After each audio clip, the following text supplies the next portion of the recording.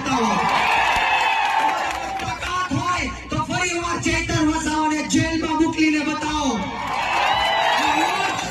ગરીબ ખેડૂતનો અવાજ છે, આ અવાજ ગુજરાતના એક યુવાનનો અવાજ છે, અને આ અવાજ ત્યાં સુધી બંધ નહીં થાય જ્યાં સુધી ગરીબ ખેડૂતોનું દેવું માફ કરવામાં નહીં આવે.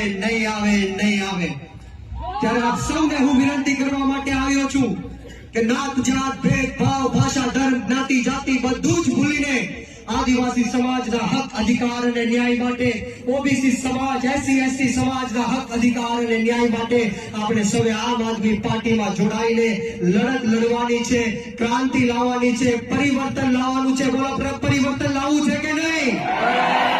મિત્રો, અવાજ નો આવ્યો, પરિવર્તન લાવવું છે કે નહીં?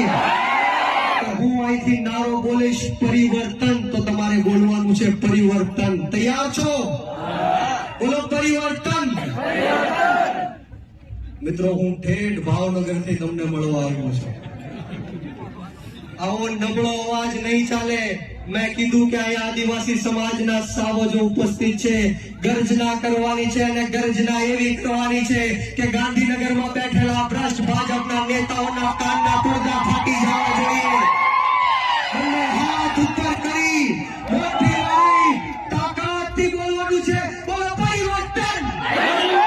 પરિવર્તન. આદિવાસી માંગે. આદિવાસી માંગે. આદિવાસી માંગે. યુવાનો માંગે.